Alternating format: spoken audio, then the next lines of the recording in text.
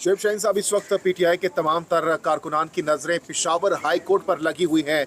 आप तमाम तर वकला पहुंच चुके हैं। क्या इस वक्त बड़ी खबर है? क्या इस वक्त समात के हवाले से आप बताना चाहेंगे? देखिए, मैं समझता हूँ पहली बात तो यह है कि ये इम्तियाजी सलूक है हमारे पार्टी के साथ। दूसरी बात यह है कि ये दूसरी दफ़ा हमें कहा गया, हमने तो ये इंटर पार्टी इलेक्शंस इसलिए कराए कि हमें कहा गया कि आप कराएं। पिछले 2 साल पहले हमारे जो इलेक्शंस हुए हैं उसमें किसी किस्म की कोई कबात नहीं थी। उसी तरह के इलेक्शंस हुए हैं तमाम पॉलिटिकल पार्टीज़ के, किसी को कुछ नहीं कहा। बल्कि हमारे यहाँ तो अब इमरान खान साहब के ऊपर किस वोटर का या किस हमारे मेंबर का एतमाद नहीं होगा एज चेयरमैन। तो उन्होंने कहा जी आपकी गलतियाँ हैं। अच्छा जी, आपके मुताबिक जैसे आपने कहा वैसे हमने दोबारा इलेक्शन करा लिया।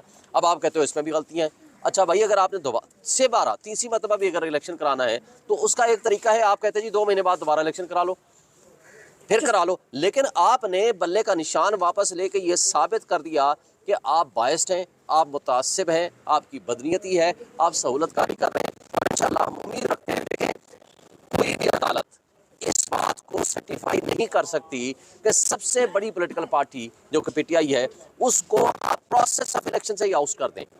इस तरह का मार्शल्लाह के ज़माने में भी नहीं हुआ।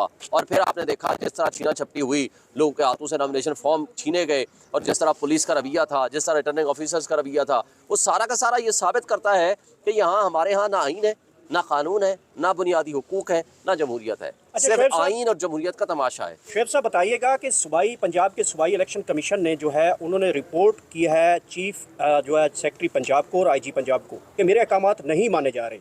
इसके बावजूद भी कोई डीआरओज और पुलिस जो है वो पीटीआई के ख़िलाफ़ वहाँ पे जो है हरासियाँ कर रही है। इसी हवाले से आईजी जो इस्लामाबाद है और डिप्टी कमिश्नर के हवाले से भी जो इलेक्शन कमीशन के आर्डर नहीं माने जा रहे।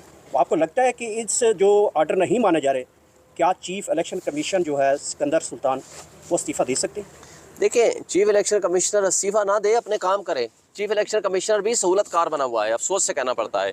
ये सबसे बड़ी कॉन्स्टिट्यूशनल बॉडी है, इनको पावर है इनके खिलाफ डिसिप्लिनरी एक्शन ले सकते हैं, इनको पावर है इनके खिलाफ FIR कटा सकते हैं, उन DR को तब्दील कर सकते हैं, उन लोगों को पोस्टिंग तब्दील कर सकते हैं। मेरी जो 3 दिन पहले मुलाकात हुई थी 22 को, मैंने एक बात की थी, आप आज आपके सामने सारी एविडेंस आ चुकी हैं। आप सिर्फ एक काम करें, IG पंजाब को तब्दील कर दें, आप आर्डर आज जारी कर दें, आपका 80 से 90% मसाइल हल हो जाएंगे। अच्छा। वो कहते हैं कि अगला आएगा वो भी इसी तरह ही करेगा। अच्छा, फिर चीफ सेक्रेटरी को आप तब्दील करें।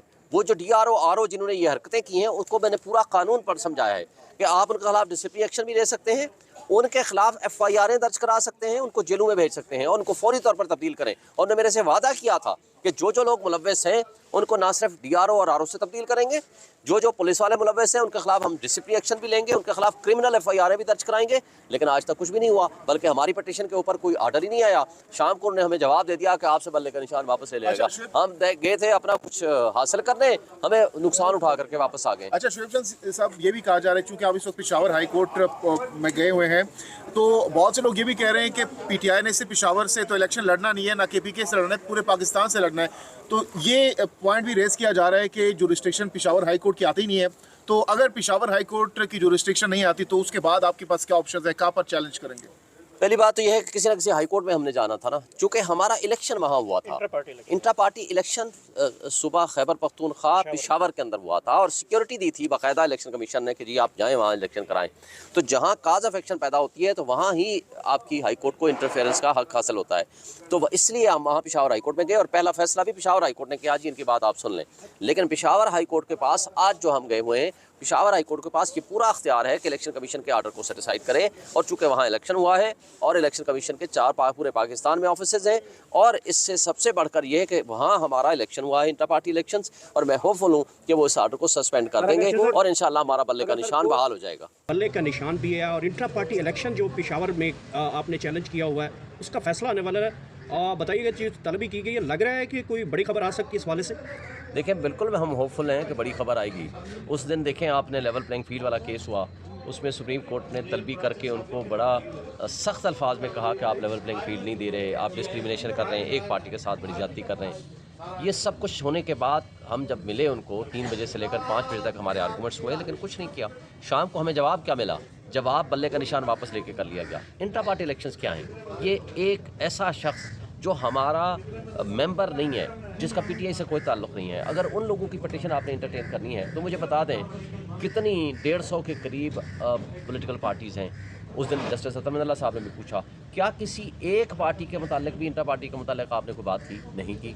और बल्कि आप देखें इनकी फैसिलिटेशन, सहूलतकारी इलेक्शन कमीशन की बदनीयती, एक तहरीक के पाकिस्तान तहरीक इस्लाहात एक पार्टी थी, उसको नाम पीटीआई लगा के PTI parliamentarians, Pakistan Tehreek Insaf parliamentarians करके वो परवेज़ खटक के हवाले कर दी गई।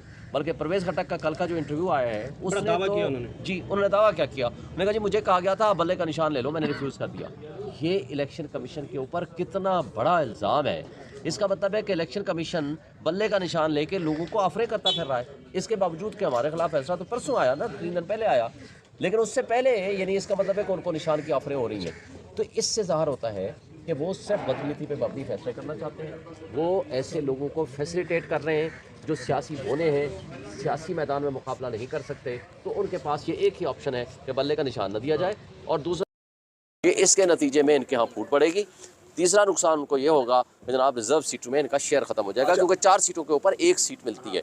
तो ये सारा फ्रॉड और ड्रामा जो कुछ कर रहे हैं, लेकिन शुक्र अल्लाह का हम ये समझते हैं कि पेशावर हाई कोर्ट में इंशाल्लाह हमारी सुनवाई होगी और बल्ले का निशान हमें मिल जाएगा और इनकी जो साजिशें हैं उसमें पानी फिर जाएगा।